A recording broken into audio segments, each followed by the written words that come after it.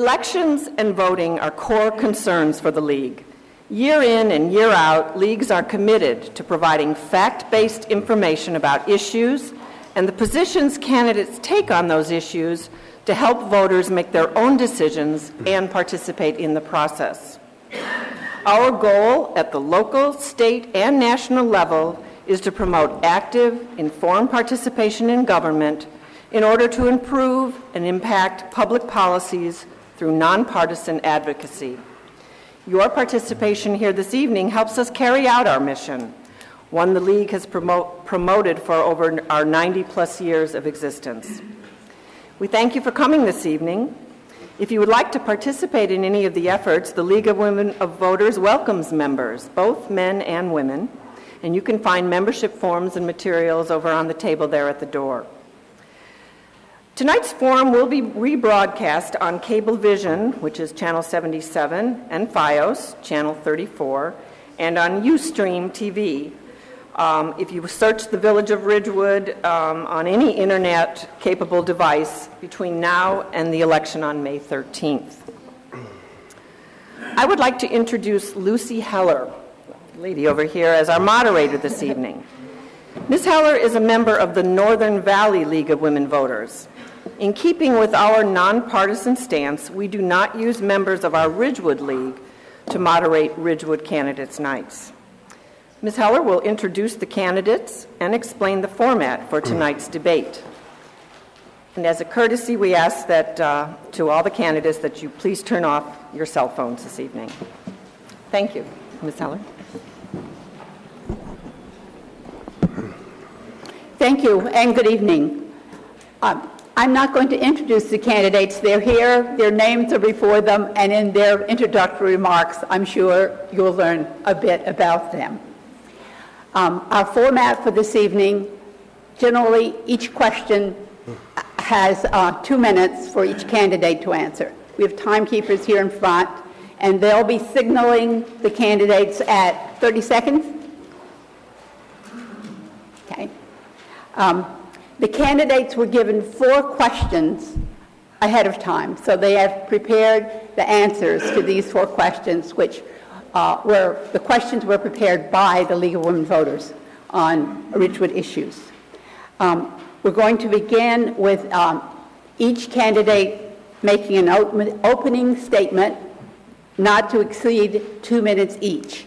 We will begin in alphabetical order, and we will rotate who speaks first throughout the evening. Thank you. So, Jim, you're first. Good evening, ladies and gentlemen, and thank you for being here. Thanks to the League of Women Voters for staging this such important event that we have, and to the esteemed moderator and my candidate and my fellow candidates. My name is Jim Albano. I'm running for Ridgewood Council because I love Ridgewood, the town I lived in for 42 years. I'm running to help ensure that families of today and tomorrow will have the same opportunity that we were able to give our children in growing up, my wife and I, and hopefully someday maybe our grandchildren. But that's no pressure, boys. I'm not putting pressure on you. I'm running because I offer 4 generations of living in this town and their perspective seeing the town grow. And the main thing that we really need to do as far as this town is concerned, we want to have it with sensible growth, and we also need to have it where families could afford to live in our town. I'm running because we face challenges and goals that I believe in 40 years in this town, my professional experience best positions me to meet these challenges. I've been involved in community service my entire adult life for 20 years, from serving as a CCD teacher to a Cub Scout leader to our fine sports programs. I've also sat on the board for Biddy basketball, junior football, and I'm the president of the RBSA, the largest group youth organization in Bergen County, and I'm very proud of that matter. In saying so, I am ready with my job and my experience to bring to this town the streamlining effects that I've had in my knowledge of business-wise, running big DC centers across our Northeast country. Thank you. Thank you. Susan's next. Good evening. My name is Susan Knudsen. First, I'd like to take the opportunity to thank the League of Women Voters for hosting this evening, to all of you for coming out and taking an interest in our debate, and to everyone out there on 7734 and Ustream for tuning in. I'm a 15-year resident of Ridgewood with my husband, living here with my husband and my 3 sons. I currently preside as the Vice Chairman to the Village Zoning Board of Adjustment. I regularly attend planning board meetings, council meetings, and Board of Adjustment meetings, obviously, and other organized meetings for groups and associations throughout the village. My past and present volunteerism includes volunteering for village sports programs, project graduation, the Jamboree Scholarship Foundation, which is the need-based scholarship program that supports our Ridgewood High School seniors in need of college assistance. I'm a former Our Lady of Mount Carmel catechist, a Dad's Night member, and I am a proud participant in the Ridgewood Fire Department Adopt a Hydrant program. I have a background in corporate, in operations, budgeting, personnel, human resources, planning and development, and internal audits for controlled shrinkage. I am committed to this village, and I am committed to protecting Ridgewood from overdevelopment, preserving the unique charm and character of its neighborhoods, to balance the open space needs within the village, to support healthy growth and a master plan driven by our village to stabilize the tax base while providing top-notch services, and to encourage businesses to a healthy and vibrant downtown to ensure responsible, efficient government for Ridgewood. Thank you. Now, Mike. I'd like to open up also and thank the League of Women Voters for holding this debate, and for everyone attending and watching. It's your participation that helps move us all forward. I moved here 4 years ago with my wife, my daughter Rachel, son Thomas, and our newest addition, Hunter. Although I've only lived here for 4 years, I became a part of this community in 2007 when I was hired by the Ridgewood News to report on issues concerning the Board of Education. Shortly after that, I began covering municipal government early on in 2008. Since then, I have attended every council meeting since the middle of 2011 when I left to get another job. After I left, I felt it would be a shame to discard all the Ridgewood knowledge that I've acquired through my job, which was to know what's going on in this town, and I've continued to attend almost every meeting since then to the last budget introduction that was just held on Wednesday. I want to maintain services. I'm running because I feel I have enough knowledge of past experience in Ridgewood that I'd like to apply to the future. So when families move here, they can enjoy the same Ridgewood that I came to love. Families who want to stay here can afford to stay here. And if you're like me and you want to stay here long after your children graduate high school and grow old in Ridgewood, you should have that opportunity, and you should be able to do that while affording your taxes and enjoying the level of service that we have today. I look forward to this debate. I know there are some interesting questions coming up from the League, and I'm sure there's going to be some interesting questions coming from the crowd. And once again, I'd just like to thank everyone. Thank you, all three. Now we have questions that were submitted to the candidates by the League of Women Voters. I will read the first question, and Susan this time will be the first to answer. Then we'll move 1, 2, 3. It's the order for this question. And I should have mentioned that the three candidates here, I understand, are running for 2 open seats on the Village Council. Okay, the first question. Valley Hospital is requesting for the second time a master plan amendment that must be approved by both the Planning Board and the Village Council. The proposed expansion will almost double in size the existing square footage, add a parking garage, and raise the height of the main building several additional feet.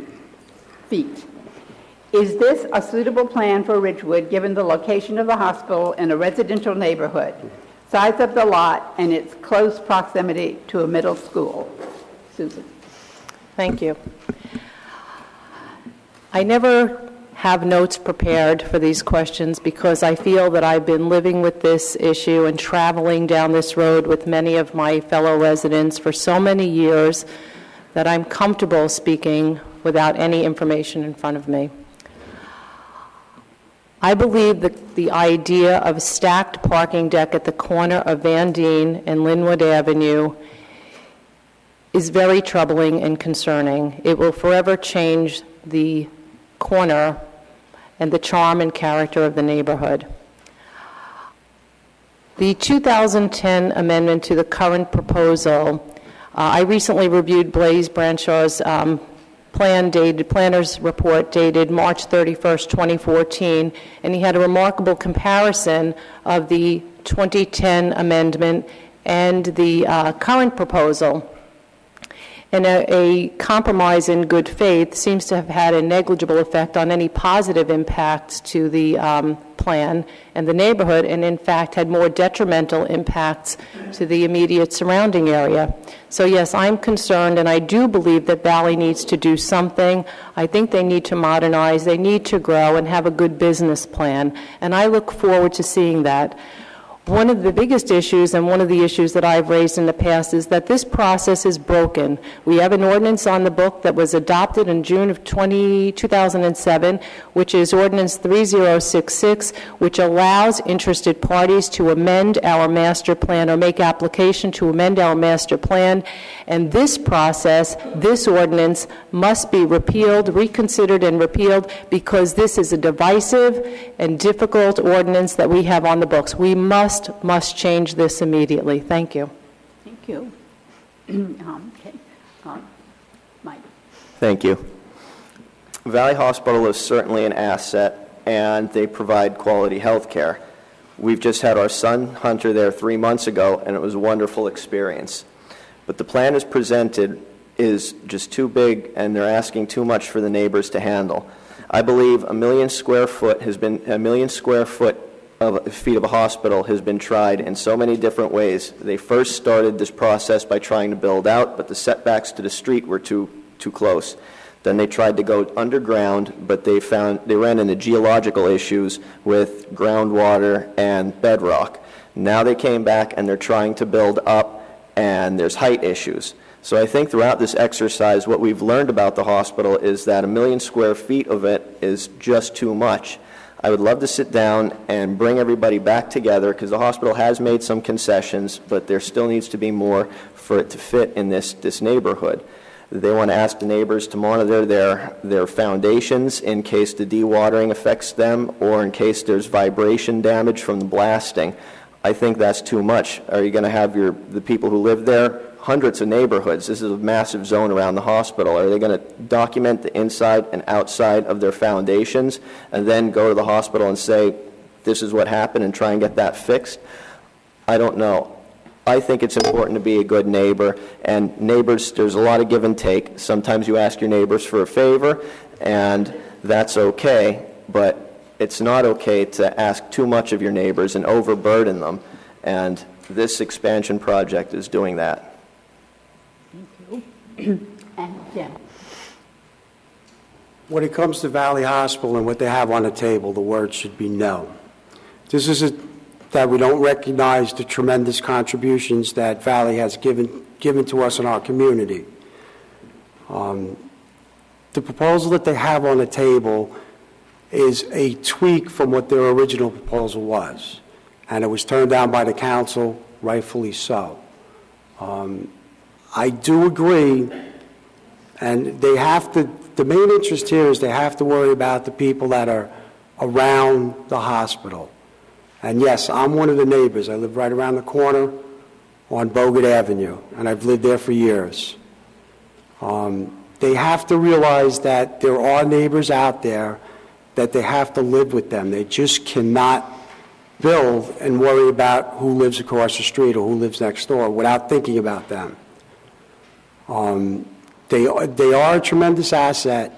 I believe that there might be somehow or another some kind of common ground to where we can get something accomplished. Again, going back to my background, as far as experience goes, I've negotiated contracts for unions and management alike. I've sat down parties where they just wouldn't agree, and we wouldn't get out of the room till something was satisfied. That, I feel, has to be done not only just with the hospital issue, but with a lot of issues. That said, Valley Hospital needs to realize that I am a neighbor, we are a neighbor, and our neighbors' concerns come first. Okay. Now we're going to do something that's new to me as a moderator, and I'm a very experienced moderator. But in Ridgewood, they like to have crosstalk over the question. So we can have up to 3 minutes of exchange among the candidates on this particular question, if you wish. Yes. It's 3. We changed it to 3. Right. Okay. Any comments? Yes, I actually do have a comment. My comment is first to Mike. Mike made some very good points and obviously sat through the village council hearings during, I think it was 2011. Was it 2011?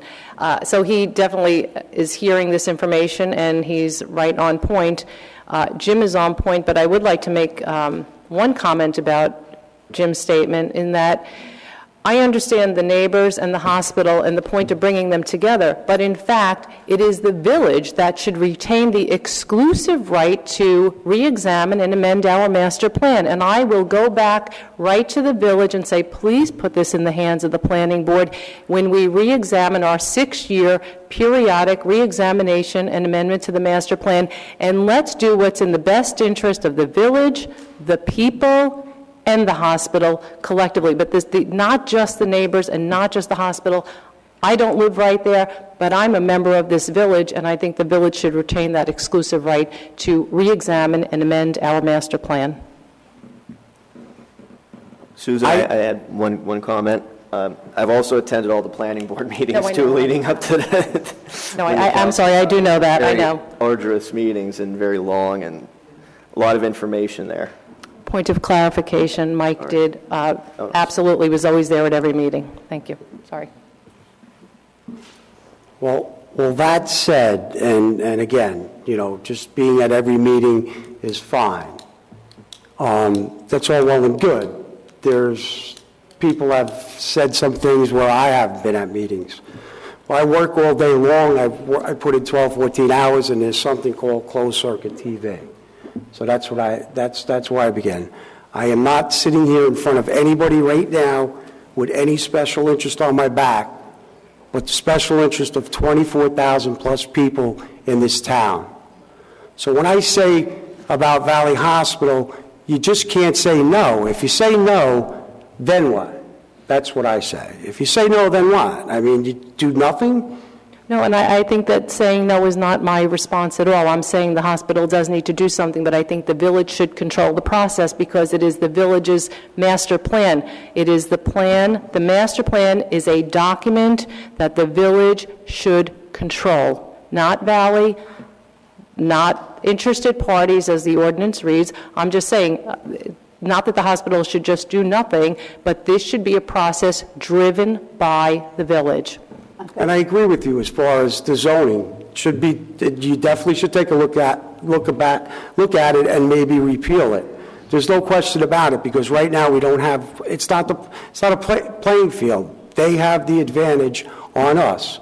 It should be an equal playing field, and if not better, we should be, the town should have the home field advantage when it comes to something like that. Okay. That covers our crosstalk on question 1. On question 2, Mike will answer first, okay? And question 2 is, parking in the central business district has been an issue in Ridgewood for many years. What are your thoughts on how best to proceed? Current proposals include a town garages, better use of existing lots with a possible second tier, changes in methods of payment, and the reconfiguration of street parking. Each candidate is allowed up to 2 minutes to respond to this, beginning with Mike. Thank you. I believe saying parking has been an issue in town for many years is an understatement. They've been studying parking since there's been automobiles. Seriously, if you go to the library, there's actually a parking study that the town paid for that dates to 1928.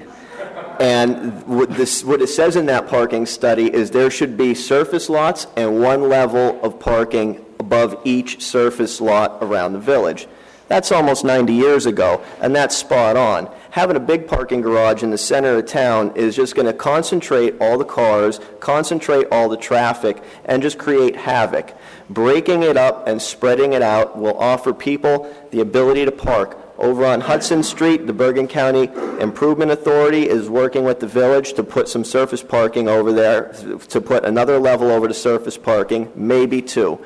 That would be great for commuters. That could fill up with them all day. Shoppers could use some of the spaces. If we do the same thing over on the over by Cottage Place, we could get more parking out of it. Now that nobody's stealing the quarters from the parking utility, there's a surplus. Now that we could save up money out of the parking utility, we could put money away the old-fashioned way and solve our problems. We don't have to go hand in hat to developers. We don't have to go to the Bergen County Improvement Authority and ask for money for another solution. We could solve our own problems. That's how I feel we should move forward. There also needs to be a method to change the payments, and if we reconfigure these lots, we could put in a gate, we could put in a kiosk, and then you could use credit cards, then you could use money, and you don't have the tonnage issue. A tonnage issue, they're shifting around quarters, nickels, and dimes, over $1 million every year. That's insane. It's hurting workers. Workers have to go out on workman's comp, and it's costing money. It's too much it's just too much for that town to handle, and I believe what I said, that's how we should go forward. Thank you. Mike, you make the Jim. Mike is correct when it comes to parking. It has been an issue. I've spoken to people that have lived in this town for over 50-plus years, and they've been talking about it for that long. It's the central business district needs something. It's just not going to, the stores are going to stay vacant. You need to get some kind of parking garage assessed, whether it is with the Bergen County thing or that we do it ourselves. There's a town in Northampton, Massachusetts, that is similar to Ridgewood, New Jersey, and they had the same problem. What they did was they immediately built a garage, which all of a sudden lightened the load of people parking in town. They also gave breaks to the people that worked in the village, in their village, to give them that incentive to go park in the garage and leave the streets open. For people could have their day-to-day operations. People could run to the clothing, pick up their dry cleaners. They could go to the post office. They could even buy that birthday card that we seldom don't buy in town because there's no parking. So if Northampton could do something like this, and they built the garage immediately, and we have the spots and we have the resources to do this. If a town like Northampton can do it, definitely a town like Ridgewood can do it. I too agree that we should be looking at the two-tier parking system and reconfiguring also the existing parking to accommodate more vehicles. I'm also in agreement with the possibly looking at the county garage program and working with them. I think that one of the big issues is the kiosk system. Also, not only does it allow for you to take different forms of payment, but it also allows for a mobile payment from a distance, from being farther away from where you are, and you actually keep shoppers in the village much longer. I was under the impression, though, for some reason, that we may be charging a little bit less to the people who work within the village to park farther away from the downtown area, so that's already something I believe is in the works. But But again, I think that that two-tier system is something that we should be looking at. We should definitely be reconfiguring the parking within the downtown and working with what we have. That's actually the most expedient way, is to do a study and figure out how we can reconfigure and access more parking through that. Thank you. Okay. Now we have crosstalk again. Does anyone wish to add to this discussion, or have we covered everything? I'm a walker. I walk downtown. Okay. Looks like we're We're all good. In agreement. ready to move on then to question 3. And on question 3, Jim, you will be going first. Okay, I will read question 3. There are many concerns regarding the proposals for the development of the downtown area. Do you feel the planner's report fully covers the impact of these projects on the village as a whole? The answer to that question is no. Perhaps the bar is set a little lower than mine. I believe any development should enhance rather than detract from our community and quality of life. With the 3 high-density projects and housing projects before the planning board, the only enhancement I see is the enhancement of the developers' pockets. Ideas were floated a while back with some traffic consultants and everything, but I believe that if you put these up, again, the cart before the horse, you need parking, so you can't even think about that. So it all goes back, and you got to pivot back to your parking issue. But there's no room in this town for the development that they're asking for right now. It's just way too many units. It's definitely going to affect schools and everything. And as far as the housing goes, the traffic and the congestion, we all know what it is today. It's not going to do any good. It's not good for us. It's not good for the community.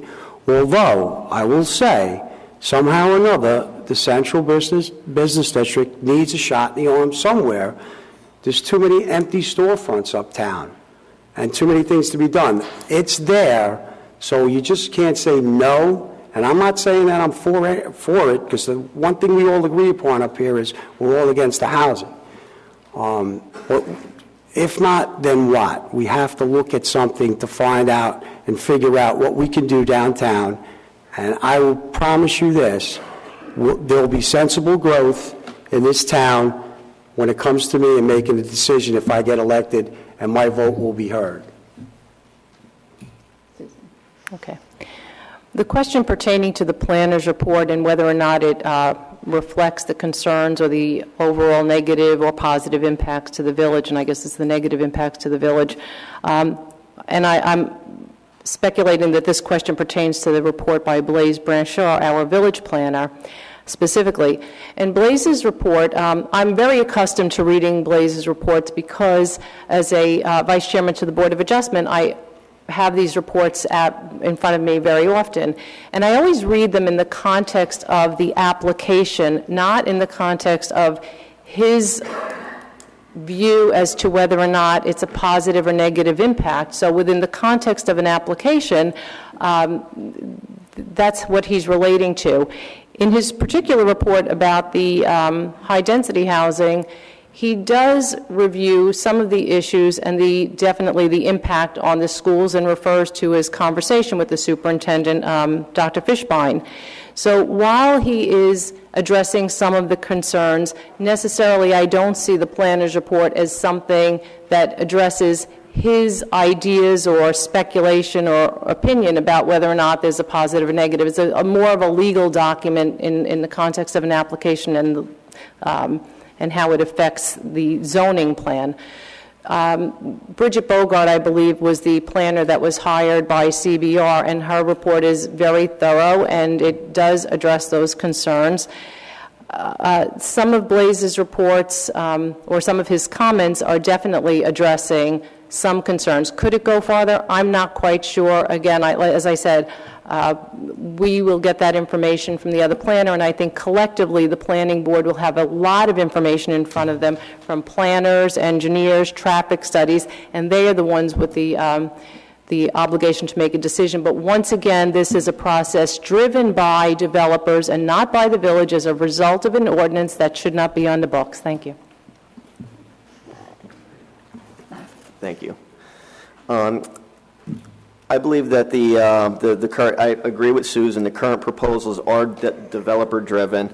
I don't think the report goes far enough to examine the impact on the village as a whole. It concentrates more on the central business district and the areas around the central business district, but there's very little talk about the impacts to the schools, and quite frankly, you can't predict what the impacts to the schools are going to be. Ridgewood has a reputation for having really good schools.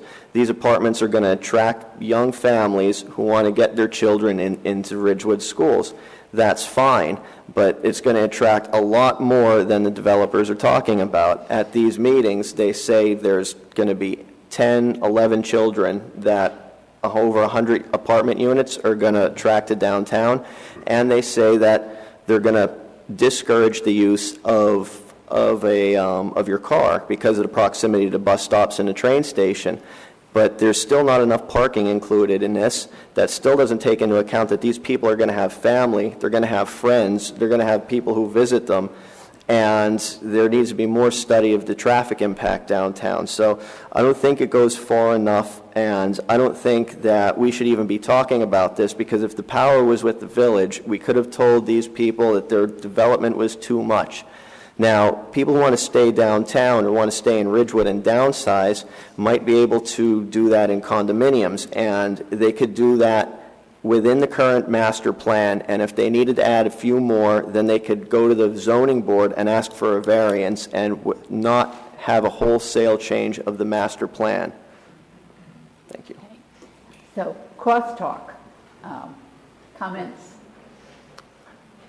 Yes, I actually I agree with Mike even on his points that this report maybe doesn't go far enough, other than, as I said, it's in the context of the application that's before. And once again, I would like to restate that it is a report driven by an application, and that's the reason for that report, and it's in the context of that application.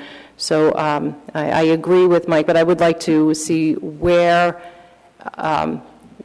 or understand where somebody would be able to even speculate as to what the adverse impacts are, because, quite frankly, none of us really know what the adverse impacts are. We're just hoping we can almost logically conclude what the impacts are. We can see it, we can feel it, we sense it. We know there's not enough parking already, and they're asking for exemptions from parking standard at the lowest possible numbers. So I agree with Mike, and I believe that this ordinance should really be off the books and not be developer-driven any longer. I agree. I'm for. No more comments? All Great. right. Okay, let's move on to question 4. And on question 4, Susan will be the first to answer. I'll read question 4, which has 2 parts, but together 2 minutes for question 4. What is your understanding of public service, and do you consider yourself an independent thinker? Town perception is that the current council alignment has resulted in a 3-2 vote on several important issues. How do you see yourself working in such an environment if this should be the case? Okay. So my understanding of public service as a council member is that council members are custodians of taxpayer dollars, first and foremost. Village council represents the people. They're elected by the people, and they need to be the voice of the people. They need to hear what we are saying. I am an independent thinker. I'm also an analytical thinker. I like to have a lot of information. I like to process the facts. I like to process the data. I'm forever doing a cost-benefit burden analysis. I like to know what the impacts, the positive and the negative, will be. And that is how I work. So anything, as an independent thinker, I am also a critical thinker and an analytical thinker. In terms of the current 3-2 issue with the current council, I believe if it is the public perception that there is this divide or that there is an issue, a problem, then that perception needs to be addressed, because the public is who we are addressing. The public is watching us, and you're setting an example. You're setting an example for the public, and especially given the painfully divisive issues that we have going on in town right now, I think it's even more important, more incumbent upon our village council to be very united and to let people understand that we're in this together. I work well with people, all different types of people, and I know all our current council members. I think everyone is absolutely terrific, and I would just continue to work in my own way and be independent, but continue to the same thought process as I always engage in. Thank you. And next to answer is Mike. Yes, Mike. Thank you. Public service has many faces. Public service could be council member, it could be Wildscape, it could be Project Pride, police officers, firefighters. It could just be it could just simply be being a good neighbor. Anybody who works for the betterment of our community is engaging in public service. There's so many great volunteers in Ridgewood, and there's so many great volunteer organizations that there's not even enough time here in the debate to name everyone and everybody who gets involved, and that should be encouraged and that should be fostered within our village.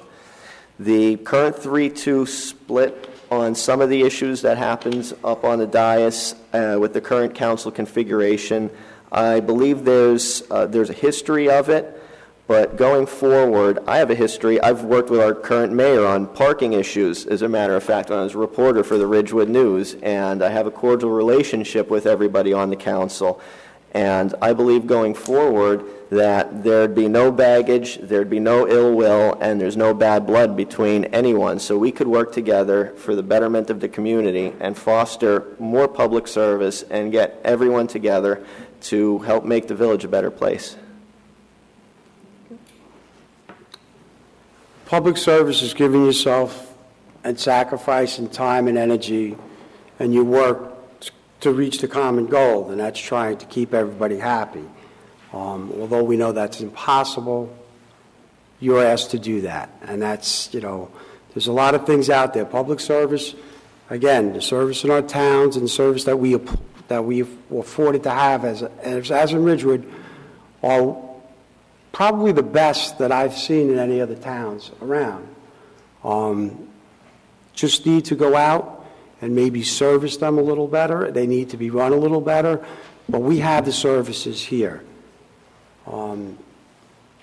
As far as the vote goes, the 3-2, at the other night there was the council meeting where they proposed the budget. And it was a 3-2 vote. Mind you, it was a flat budget and no tax increase, but it was 3-2. Same budget last year was a flat budget, no increase. That was 4-1. So, it's not always 3-2, and it shouldn't be perceived as 3-2.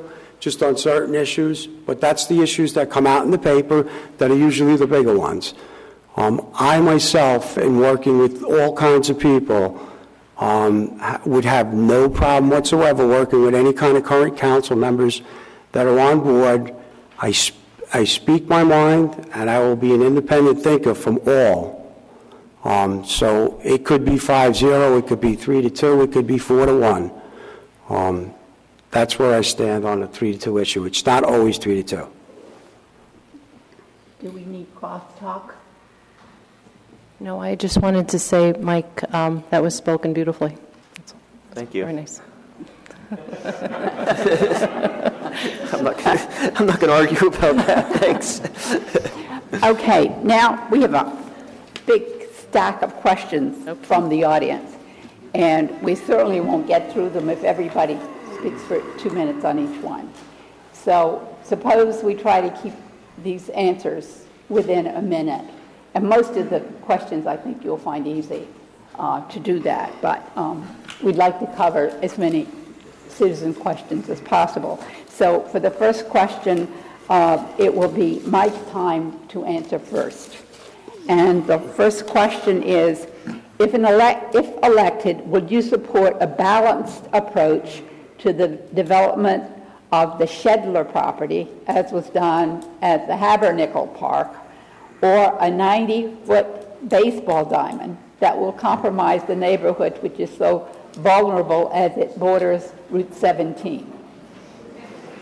I hope that's one. Ooh. Well, this is the lightning round. Thank you. I think Habernickel is a beautiful example of everybody coming together and making compromises. There's interest from the Bergen County Historical Society to save the Dutch frame home that already exists on that property. There needs to be a buffer between the neighborhood and Route 17, and there needs to be some more sports fields. I think a 90-foot baseball diamond there is the wrong place for it because foul balls could go out on 17. I used to commute and go past there every day, and dodging traffic is bad enough. I don't know if I would want to dodge foul balls and risk them going through my windshield. And that's it. Jim, would you like to go? I only have a minute for this one? Speak fast. You all know who I am. I haven't hidden anything. I'm the president of Ridgewood Baseball Association. We only have one field in town, that's outside, for the older boys to play on. That's age 13 to 17. It's just one field for them. And I always found it important to make sure that these kids have a place to play. We're turning kids away right now. I think in that space, you can fit a 60-90 field instead of a 50-70 field, which is only 24 feet cut back more, without a multi-purpose field.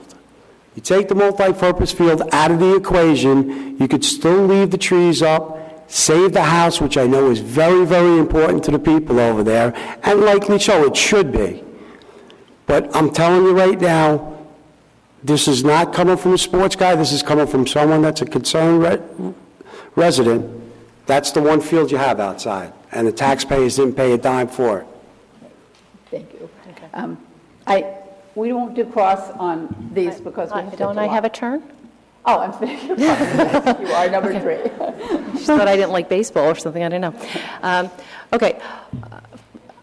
I'm an analytical thinker, so the first thing that I would like to see is where the need is based from and who exactly would be using the field. I would never, ever have a problem with putting another 90-foot field somewhere in the village if we can establish the need.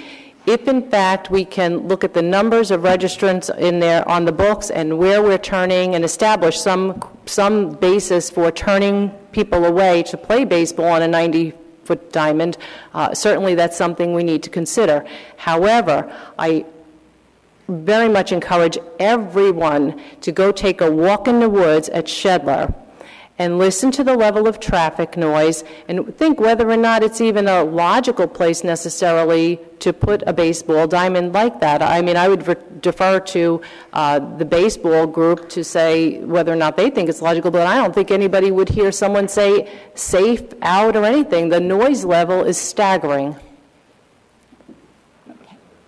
Okay, we move on to the next audience question, and this time Jim will answer first. This one says, the recent theft of $450,000 plus in parking meter coins garnished national attention. What, in your opinion, how this could have been prevented? And should anyone at the administrative level be held accountable? Could it have been prevented, and who's accountable?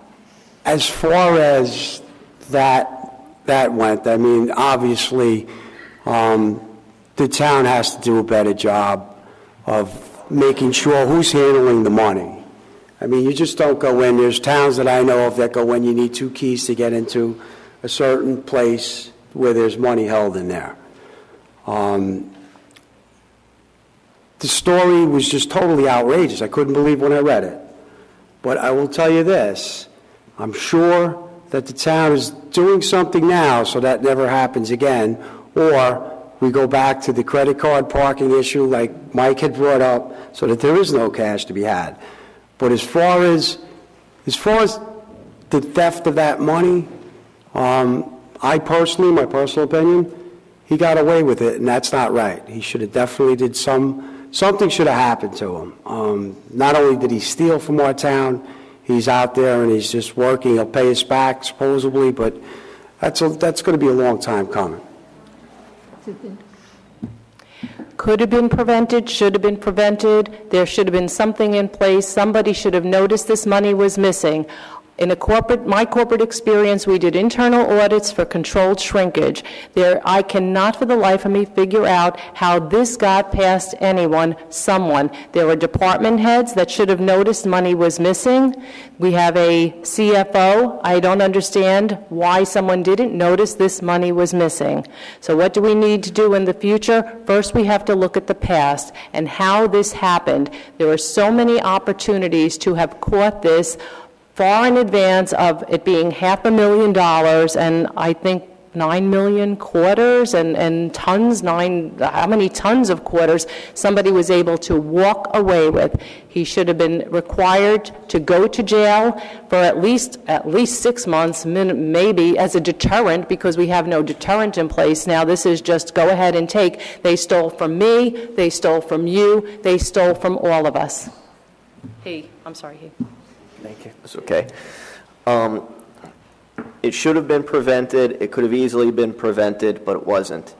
What's in place now, there's cameras in the money room, and now it's being watched.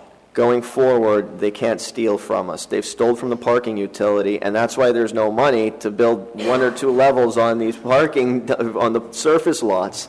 Now that's changed. Now our village manager is looking into this. There's an audit that may be forthcoming. There's things that are happening now to make sure that theft like this doesn't occur in the future, and that's what's the most important. That we can't change the past. Unfortunately, it happened. It was an eye-popping number, and everything included in this theft was eye-popping, and it's got to change. I've seen the changes just coming out now. We're working to do this, and I would like to help out as much as I can and move forward to make sure that all of our funds are secure. All the money in the town. What about the taxes? What about dog license, the health department? There's money coming in everywhere, and we have to have better checks and balances. Thank you. Okay, we'll move on to the next question, and Susan will answer first. The Planning Board has rejected a proposed shade tree policy for applications. Currently, there are no requirements for applicants to consider the number, size, or condition of trees on any property being considered for variances or applications. Many heritage trees are being needlessly cut down. If elected, what would you do to require a strong yet fair shade tree policy? How would you use your position as a council member to affect such a policy? This is a very difficult policy because we are private property owners and we're not members of any homeowners association, which typically in a homeowners association there's more control with what trees you can or can't take down, or sometimes you need tree permits to take trees down. Certainly it's prudent to do whatever we can to retain the heritage trees, but it's a difficult concept to put in as an ordinance to which trees can or cannot be taken down on private property. I would have to really study what or how we could approach any ordinance that would restrict the removal of older trees. Again, I don't know necessarily that it's enforceable, and that's one of the areas that we always have to consider as to whether or not ordinances or rules are enforceable. Oftentimes there'll be resolutions I'm sorry. I'm sorry. Sometimes there are resolutions with applications that deed restrict certain trees and shrubbery from being removed or having to be replaced. But certainly that's an option as to a deed restriction requiring certain trees to remain. Sorry. And Mike. Thank you. The Shade Tree Commission could work with applicants. There's volunteers with Wildscape. There's people out there who could look at this issue. Again, there's a lot of enforcement issues. There's a lot of ordinances in town that aren't being enforced because there's just not the manpower to do it. So what we'd have to do is get together with our Shade Tree Commission and take their recommendations into account, work with the arborist, and try and work with the property owners to see how many trees they could possibly save on their property before they just go ahead and clear cut everything. But there should be a mechanism in place where they do have to document what trees are on their property and what could be done, if anything, to save them. And then they should work closely with the town and the Shade Tree Commission to do their best and save all the trees that they could, because this is a tree community and it's a noted tree city, and that's what we should protect those trees. Thank you.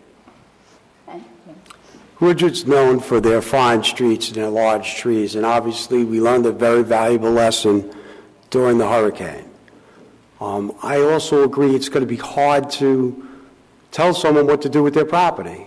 I mean, these trees that are older now, and I have some on my property, need to be trimmed. Not only trimmed, but I'm eventually going to lose them because they're rotted on the inside.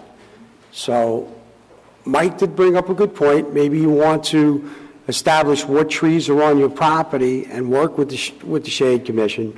But I will tell you this right now, some of these older trees, and I fear every night sometimes when I go to bed that I have that large big oak in the back of my house on these windy days, and I got to tell you right now, the last month has been windy, scares me. So I don't know how you would put an ordinance in there to tell a person not to take down his tree, or a law for that matter.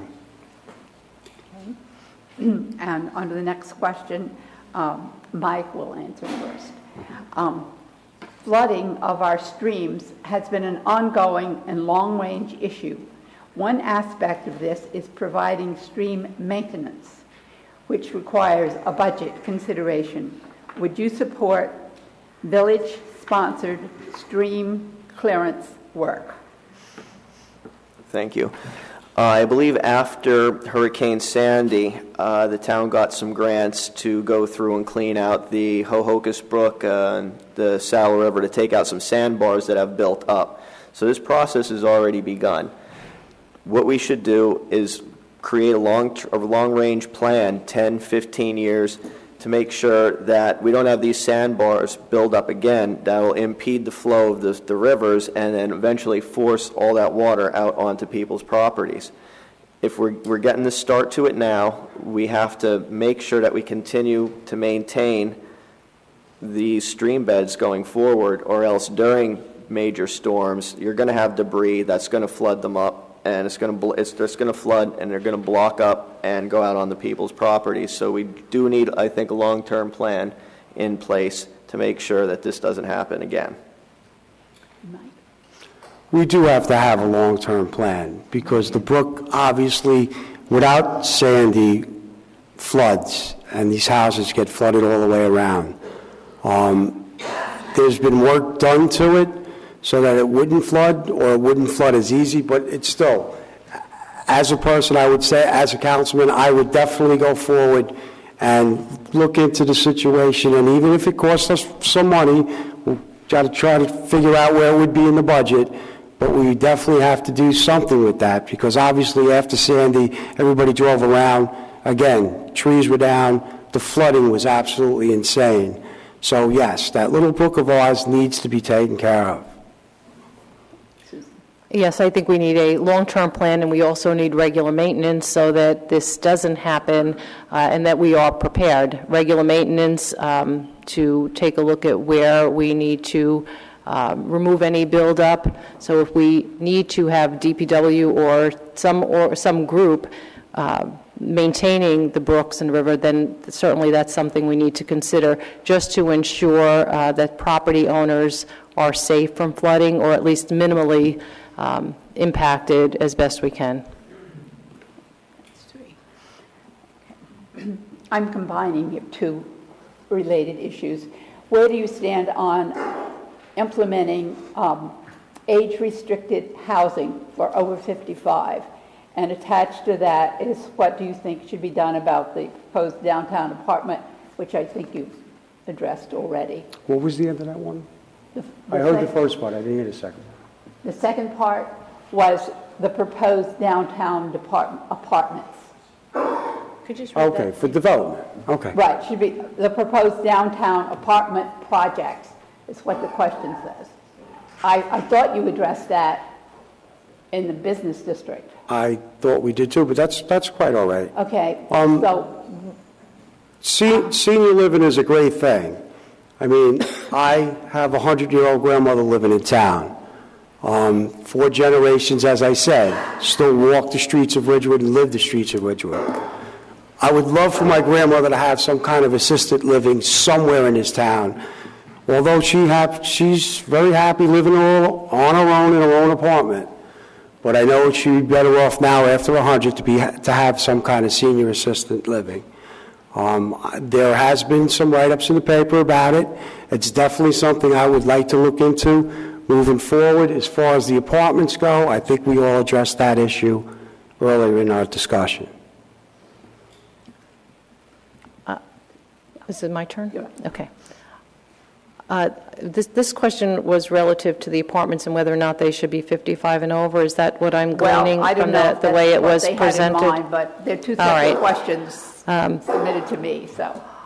Right. I think the idea of 55 and over, it's funny because I think that number always pops up because years ago when that became a thing to create communities 55 and over, a lot of 55-year-olds back in the 70s and 80s didn't have 15-year-old kids, but we find now that a lot of 55-year-olds have 15-year-old kids, some have 7-year-olds. So that demographic, it's a little bit changed up, so I don't know that necessarily, if I'm understanding or interpreting the question, how it's being asked, resolves the issue of the adverse or possible impact on the schools. So I don't know that that's necessarily the answer, but I do think it benefits us to have a 55 and over or 60 and over community where empty nesters so choose to go elsewhere have that option to stay in the village and have great access to still family and friends without having the burden of taking care of some of these homes, big homes and yards. Thank you. I believe this question may be addressed at the North Walnut Street redevelopment area, which is currently being changed to include assisted living. There's a proposal on the table that would add parking for downtown and an assisted living center. I think as long as everything's designed properly, it's not too massive, it would be a good idea. It could, again, offer people from town who want to stay in town an opportunity to move into these apartments when they get older and their kids move away and it maybe becomes harder to maintain their property. But again, the building would have to be designed to fit within the character of the downtown, and it couldn't be too huge or so big that it would create an opposition. So we would have to work with these people to make sure that they present a plan that is going to be accepted and applauded by residents who are looking to possibly downsize and stay in Ridgewood. This is a related question which I'm going to follow up with, and we begin with Susan. And this individual wants to know what measures you might take to assure that older residents who've lived their life in Ridgewood can afford to live here. Any measures that would help older people afford to continue to live in Ridgewood? Well, I think that the current trend to keeping taxes as low as possible is obviously a positive first step. I wonder if I'm talking about assisted living or 55 or 60 and over housing, whether or not that's a viable option, and it actually is a good option to have people remain in the village without having the burden of these larger properties and higher property taxes that go along with it. So that's one area that we certainly can encourage older people to stay in town. My parents also are elderly and live in the village and quite comfortable in their home, and they stay here because this is where the family is. But I sometimes wonder if that burden sometimes is not too great on their shoulders as it is on many. One of the groups that I often look at is what I call the GAP group, like myself, who have no kids left in the school district, but we're not quite seniors and we don't need assisted living. So I wonder, what do we do to keep the GAP group and that particular age demographic in the village and be comfortable with the cost of living here? Thanks. Holding taxes stable is certainly something that has to be looked at, and I believe it's just starting to. Contracts are coming up. Some of the newer hires in the police department are contributing more to their health care, but some of the older guys have better deals because that's just the way the contracts went, and there's not much you could do to change that. But what we have to do is, if we could look at some of the areas now being considered for high-density housing and look at smaller condominiums for some of the people like on Mountain Avenue or Palmer who want to stay in town but don't want to be crammed into a small apartment, they would have the option to buy these condominiums. And it's just a creative way to look at some of the spaces downtown, and I believe if we could stop having the developers tell us what we need in our town, and we could start looking at our town for what we do need, that's the place that we start, and that's where we get more freedom to get people in town and to have control over our zoning laws. Well, it's funny because I guess I'm 55. I could move into one of those places if we had one. But yes, the main thing in town, there is no place. The taxes are way too high for a person to just hold their house and being an empty nester. It's just way out of control. The last two years for the budget has really basically been flat, no tax. I can't sit up here and tell you that I will lower the taxes. That's impossible. But we have to control our cost. Contracts coming up, that is something in my favor and that I'd love to sit down and do and obviously negotiate with or help negotiate with. As the older generation of people that were grandfathered in under those contract laws fade out, you're going to get the newer ones. But you have to control their pensions and everything. That's no question about it. 55 and over would not cause any traffic, won't burden the schools that everybody's worried about as far as the high-density housing go. So if there's a place it can be done, I would definitely look into it. Okay. On this question, Mike will go first. And this one relates to municipal nonpartisan elections historically receive low voter turnout.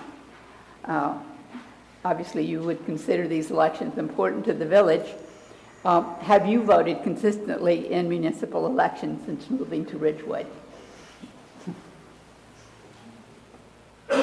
It's right. Okay. The notion is having the Have I elections in voted? May, right? Okay. And how that affects. Well, thank you. Since I've only been in Ridgewood for one municipal election, I've voted in that, and I voted in the school board election. I'm going to obviously vote in this election, and I'm going to continue to vote in elections going forward. I'd like the opportunity to vote in as many municipal elections as my life will allow here in Ridgewood.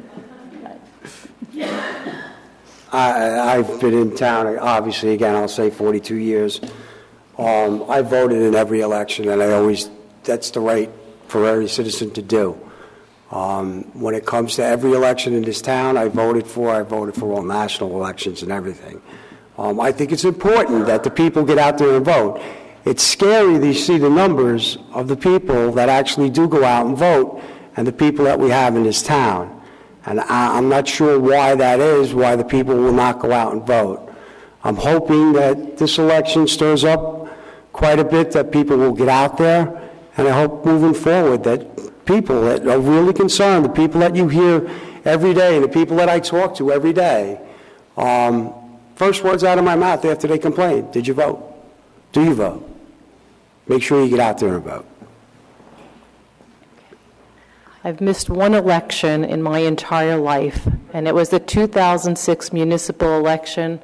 I sat at Valley Hospital with my father, and I left the hospital, and I was about 5 minutes late and missed the voting polls closed. So I'm actually, I encourage my kids to vote. I vote. I never miss an election. I never miss the opportunity to participate. I think it's critical, and I've only ever missed the 2006, I believe it was the 2006 municipal election. Sorry about that. Okay.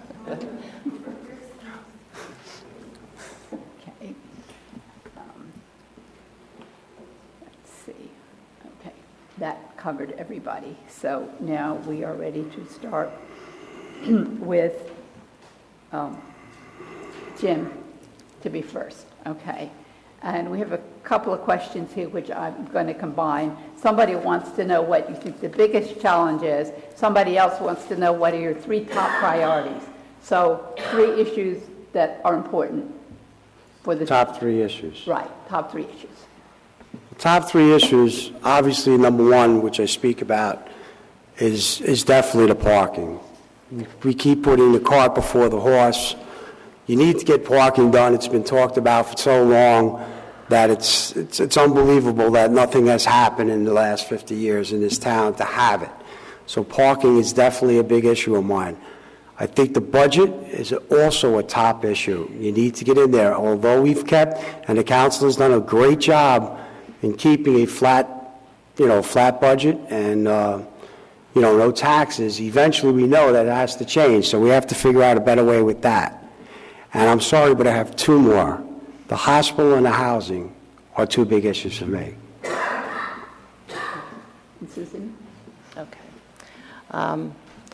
My 3 big issues, correct, is to really first and foremost protect Ridgewood from overdevelopment, to preserve the unique charm and characteristics of the village and the neighborhoods, and to support a healthy growth and a master plan driven by the village, to stabilize the tax base and to ensure that we have top-notch services.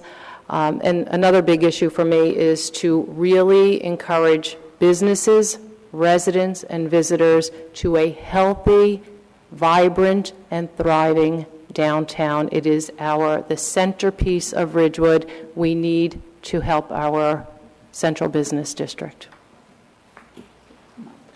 Taxes and services are a big issue for me. We've got to streamline government. We've got to redesign how we deliver services, because if we don't, they're going to start to deteriorate. Things are going to go down, and you can't keep whacking people over the head with tax increases to make up for the difference. We have to think better and restructure our government.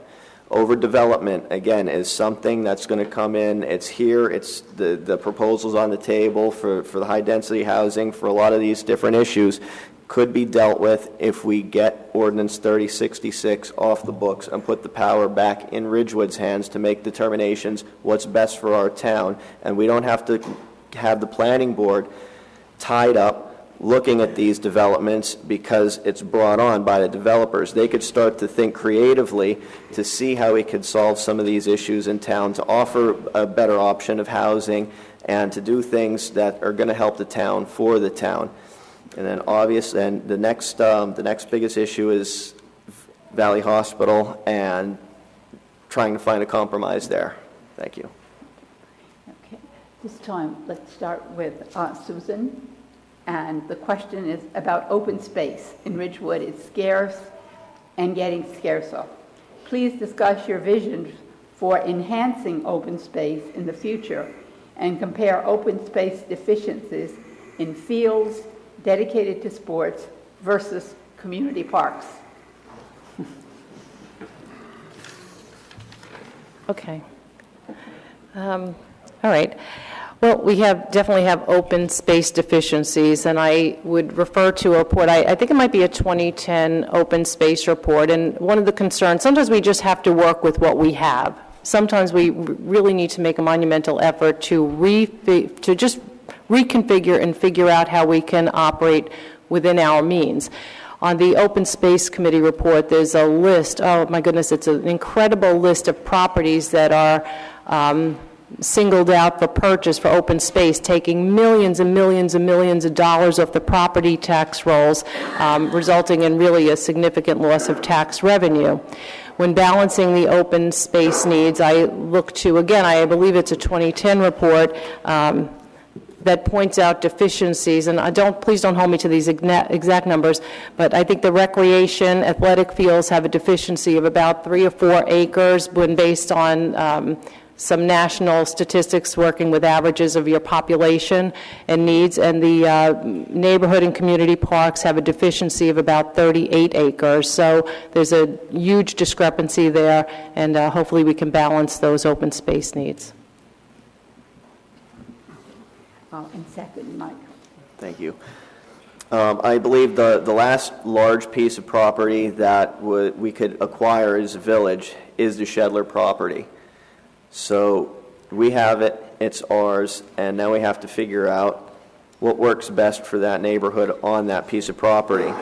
Maybe a smaller baseball diamond, maybe a multi-purpose field, but we have to bring all the groups together, the sports groups, the neighbors over there, and the town to find out what would be best suited for that area. Other areas, the Haas field, and it could be a place for a larger baseball diamond, but there's really no more property to acquire. You could acquire some properties that are listed in the open space report to enhance the existing parks that we have, but again, you run into the problem of taking those properties off the tax rolls, so then you lose money out of your tax base. So it's a very careful balancing act on what we can do to maintain this. As Mike said, the last piece of property that was purchased was the Shedler. That's really the only big piece of open space. As far as the parks go in our town, most of them are very nice and well kept. Obviously, what they did up at Habernacle was very nice. Turned out to be a nice park. I do understand the Shedler situation over there, and believe me when I tell you, I am for common ground somewhere along the way. I've sat down with people last year and try to reach that common ground, and I know we can. Definitely preserve the house, which I know is a big thing, and it's a big thing in my heart too. But you also have to remember, and I'll say it, that you really need to think about developing that piece of property because it's the last big piece of property that we have.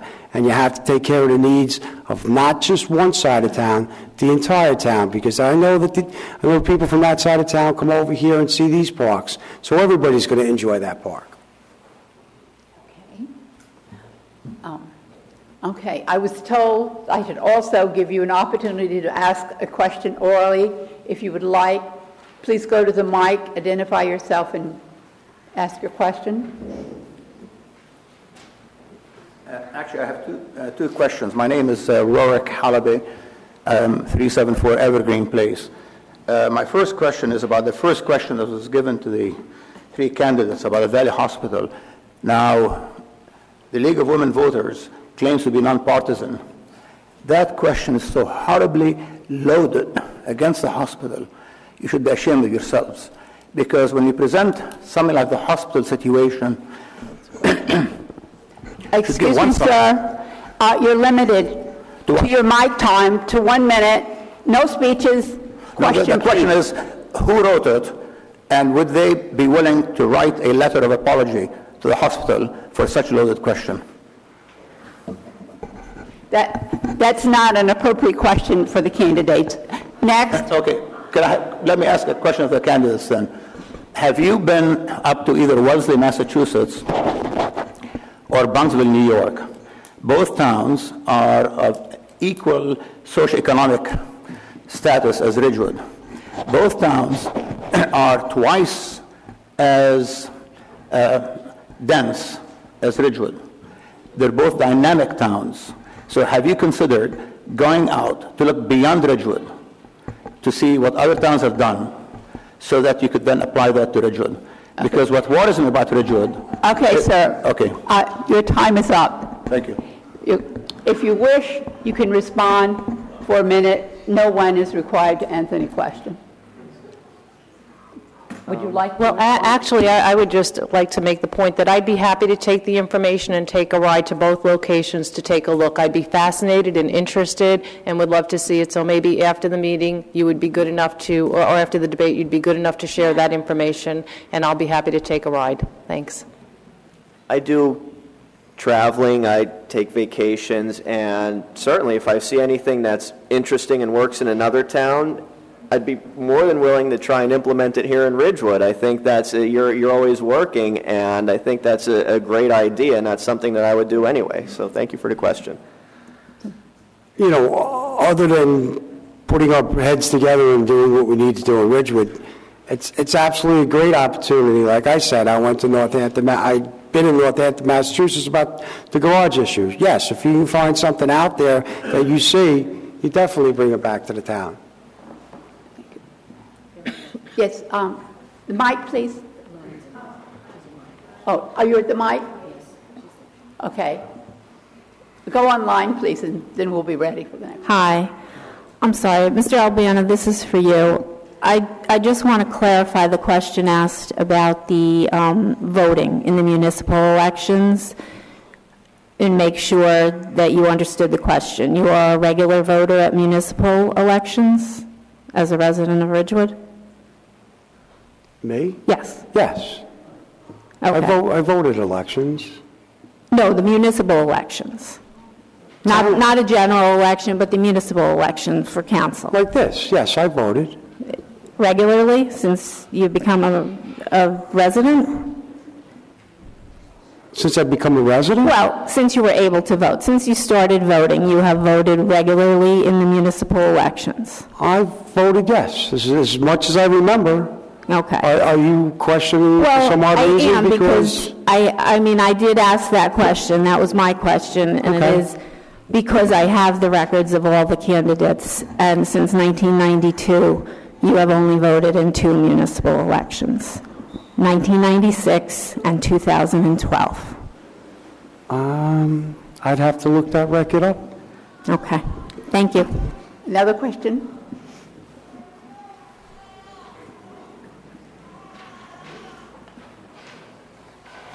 I wrote this question out for just a little bit, try to get it in 1 minute. My question concerns pension benefits, health Your care name, sir? benefits.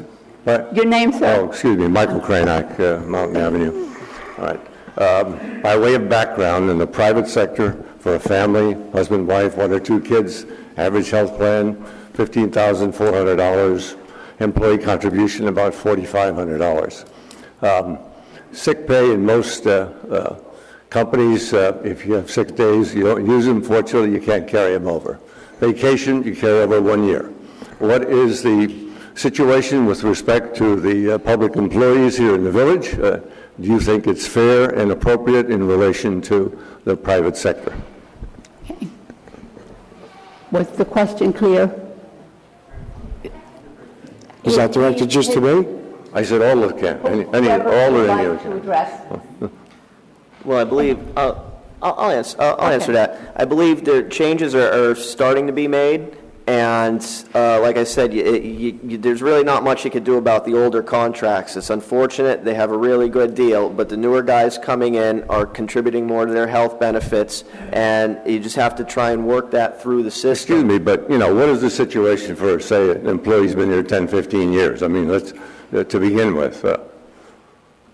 Well, again, you can't, there's not much you could do to open up the old contracts, and going forward, you just have Do you to know make the sure that numbers? there's a Can you better give me the deal. numbers? Can you give us the numbers?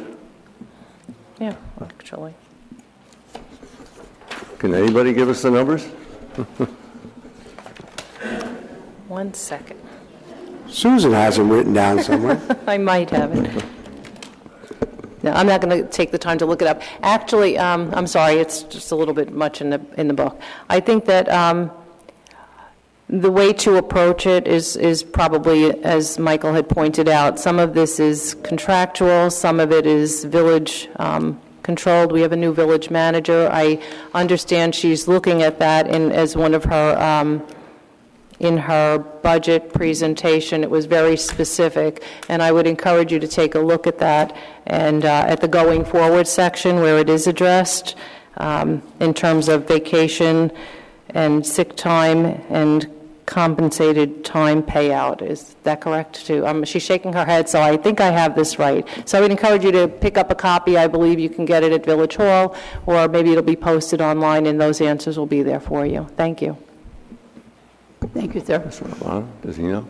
I'm not totally, right now, at the hands of the contracts, what's on the table. I do know that there's two-tier systems out there. The older gentlemen are retiring, and they're now coming into the new tier, which are the younger generations right now.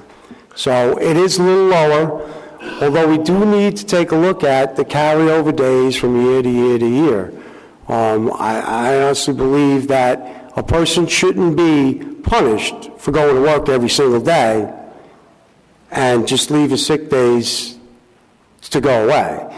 There should be some kind of fair play to where they pay them for something at the end of the year, so they're not carried over, so it's not a burden on the government, on our town at the end of when they decide to retire. Well, since none of you had the numbers, I mean, 2 years ago, I asked this question to the Board of Education.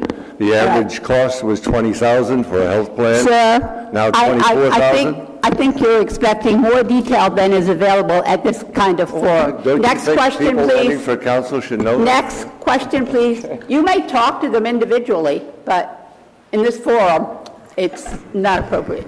My name is Jeff Floyd. I live at 99 Glenwood Road. Been a resident for 20 years. I actually work with Susan on the zoning board. She does a nice job, by the way, and that's not the question. So a couple questions. The first question is a real loaded question, and I think it's I'm throwing you guys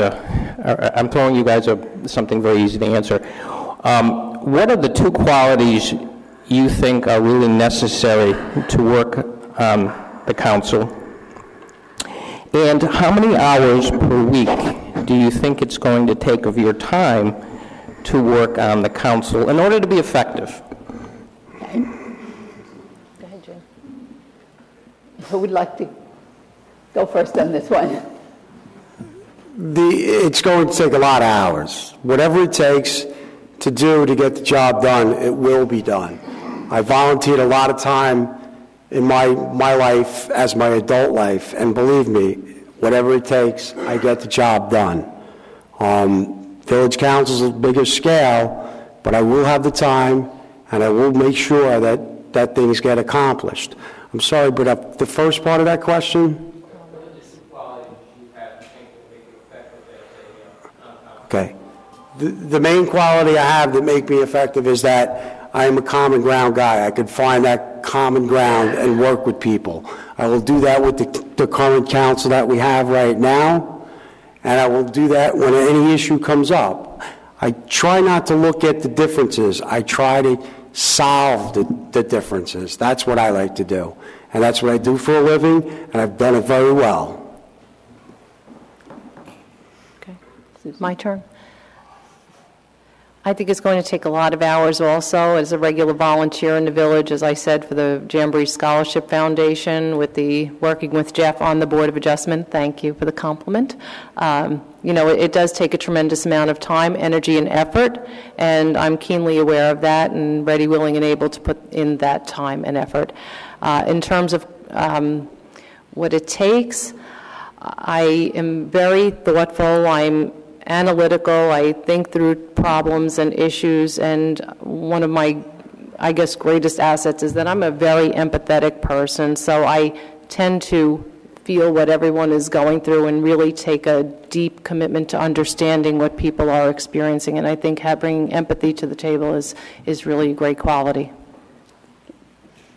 I think you have to be a really good listener so you could learn from everybody involved in a situation, and you have to be inquisitive to ask the right questions when certain issues come up.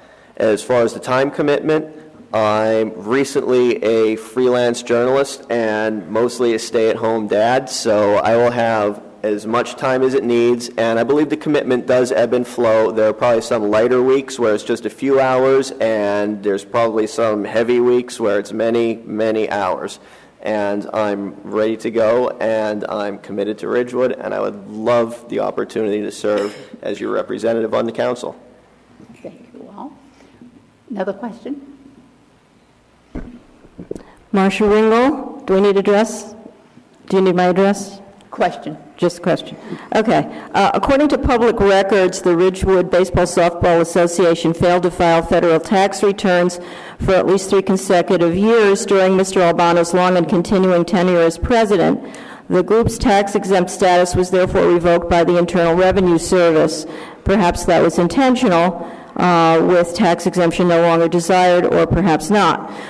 First, how might these financial practices reflect on Mr. Albano's ability to serve on the council, which oversees a budget many, many times larger? Secondly, since RBSA heavily uses tax-supported fields, is an audit of its financial records warranted? And third, have corporate and individual donors to RBSA been informed that deducting donations from their taxes would or did violate federal law?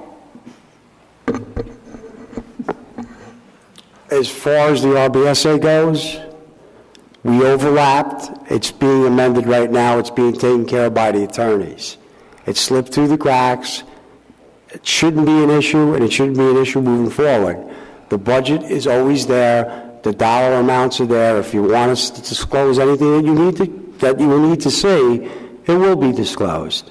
It's just that most people don't get that every year we pay out more money to fix the fields, to do everything right, all for the good of the kids. And to stand there and be attacked because I'm taking care of your children and the children out there, I'm sorry. It happens. We're all volunteers. We're not getting paid for that job. So it is being fixed as we speak. Great.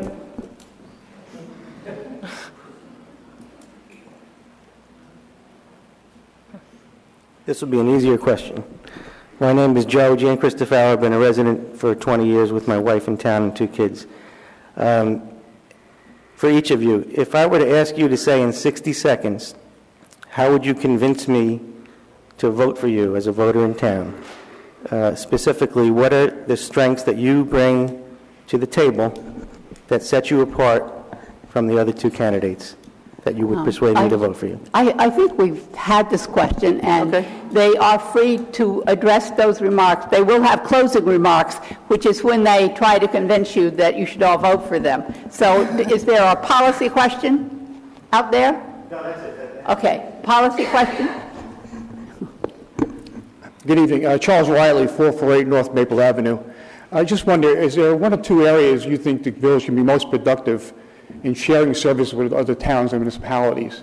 There have been good efforts here to try to make a shared garage go with Glen Rock, and that didn't work. Do you have any ideas for other shared services that reduce the cost of municipal government? Okay. Very lively subject these days, shared services between municipalities. Comments? You know, I think that it's important to look at what shared services we can embark on, but typically when we're sharing services, the stronger municipality tends to get the shorter end of the stick sometimes. But I do think it warrants some exploration as to where we can engage other municipalities in shared services. But I'm not really able to discuss which I would consider at this point. Mike? I believe the village is looking at a shared services with some of our fleet maintenance. It's in the infancy with the Bergen County is building a garage in Paramus at the end of Ridgewood Avenue. And again, the talks are in their infancy, but that's somewhere to look at sharing services to maintain our fleets. There's always an opportunity to look for shared services. Partnering with the county is a good partner because, as Susan said, they're the bigger municipality, so we might get a better deal. But perhaps, looking at any service that we have, we should open it up and see what other towns are doing, what works, what doesn't work, and just have a discussion, an open discussion with other towns to see if they would want to come in with us to do anything that we could do better with more people involved.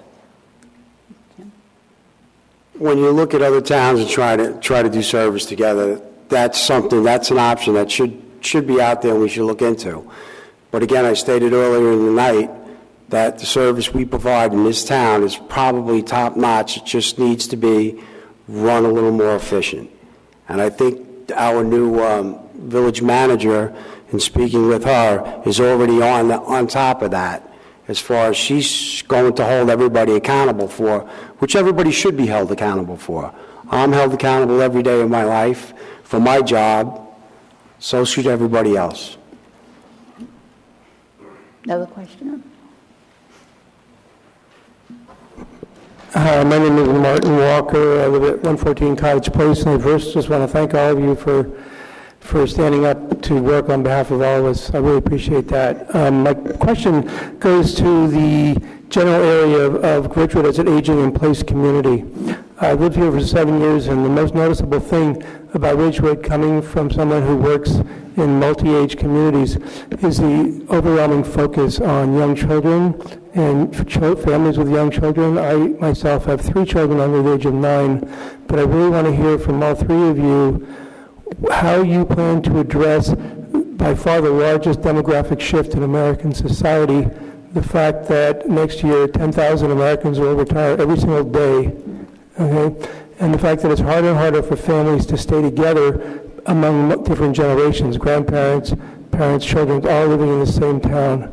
So what can you imagine happening in Ridgewood in the next 20 years to make Ridgewood an aging in place community, not only around 55 and over housing, but in terms of transportation, services, and the ability to keep multi-generational families together in the same community? Okay, thank you. I think we've touched on this, but you want to make just asking for anything else to accommodate multi-generations within the community. I believe working with our seniors, as Councilwoman Houck is currently doing, to provide better services for them, have a senior center downstairs, have a more inviting atmosphere, have livelier meetings, better promotion of those ideas, would encourage older people to stay in town, to be engaged in town, and to just be active and get out there. And we're starting on that path. I'd like to see more of that. And again, going back to the housing issue, once we could get the power back to the village and not have proposals driven by developers, we could be more creative about the housing stock and the options and opportunities that we offer our residents.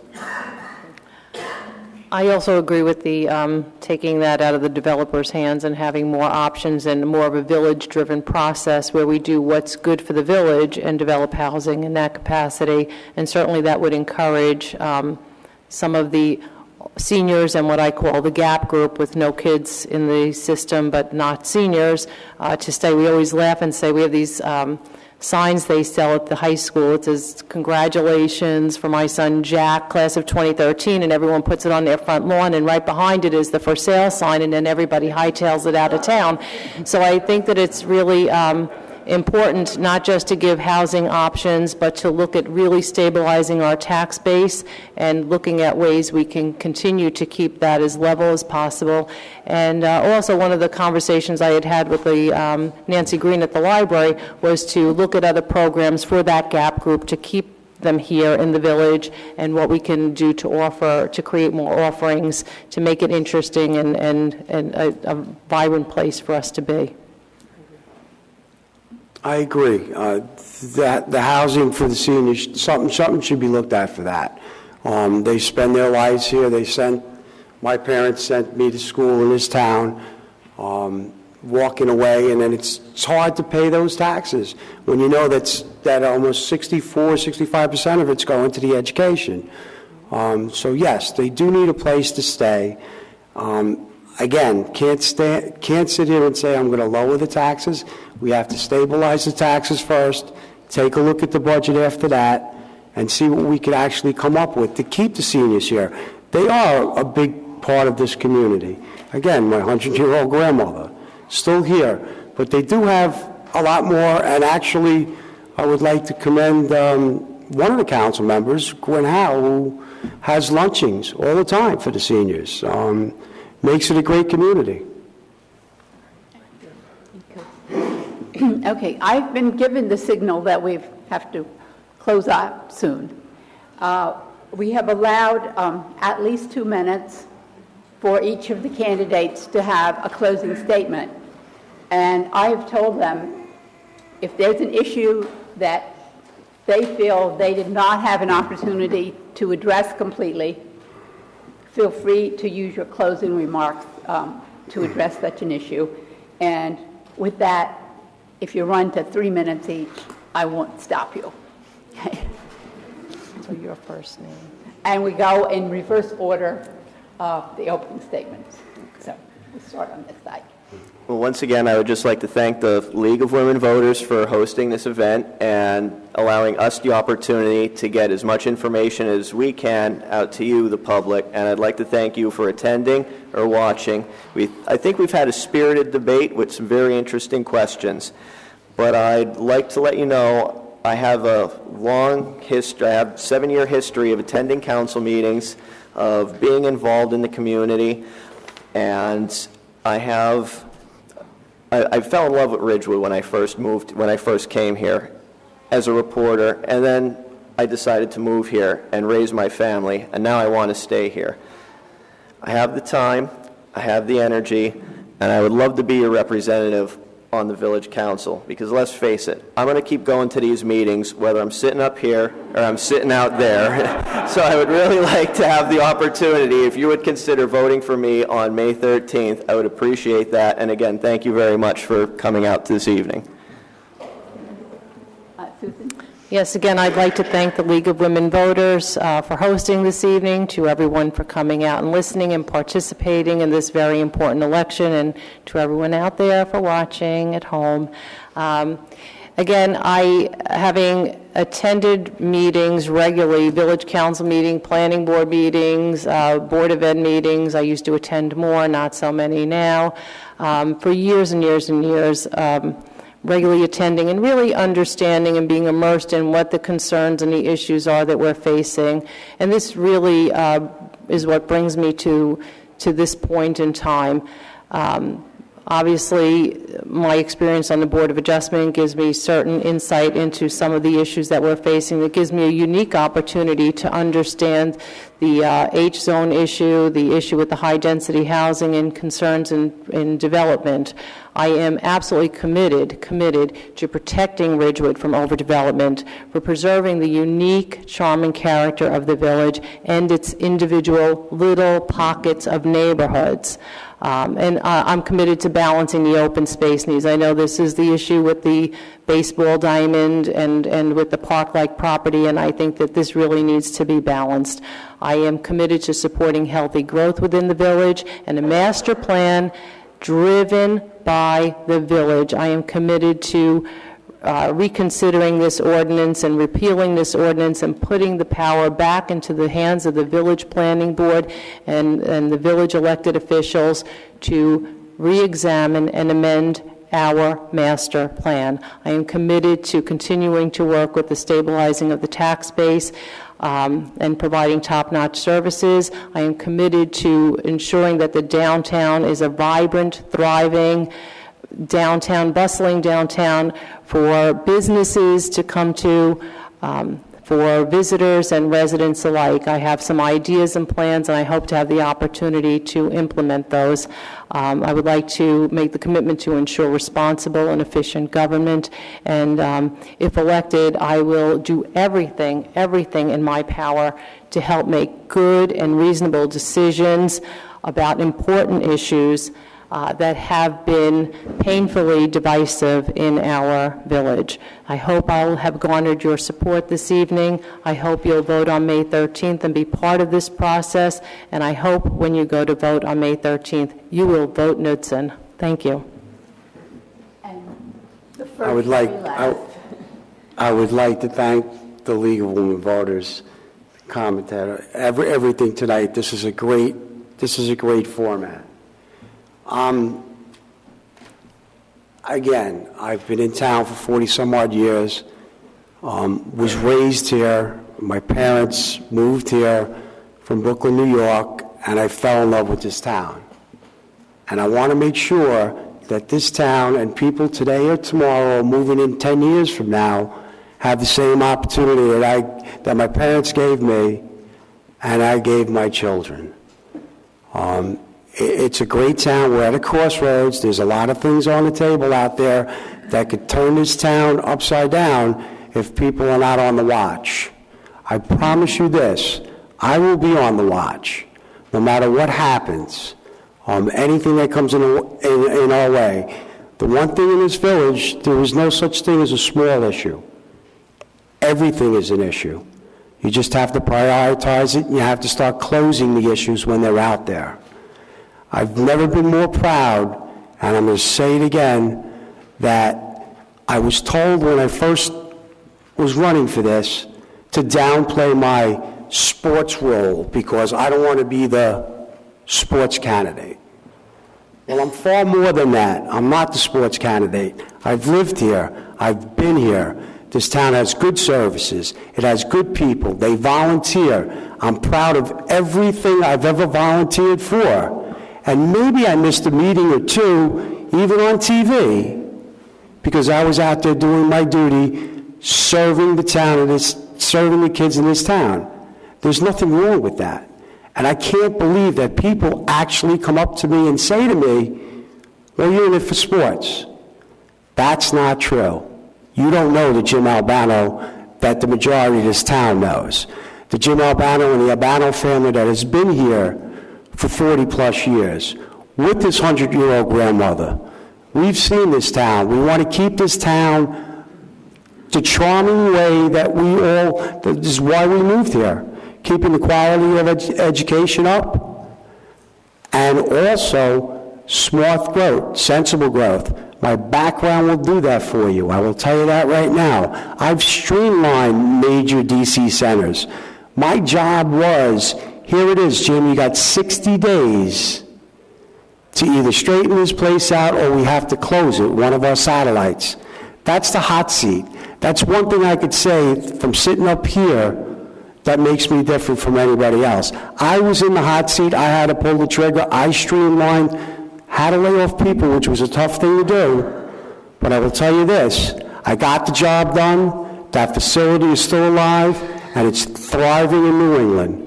So I will my promise is this, I am honest, I have integrity, and I will do the best I can to make this town not only a town for today, but for tomorrow with smart growth.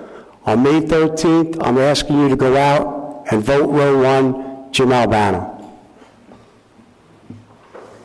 How about a round of applause for all?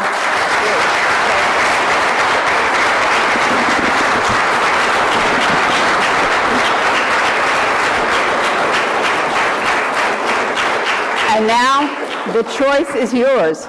You have to choose 2 of the 3. Thank you all.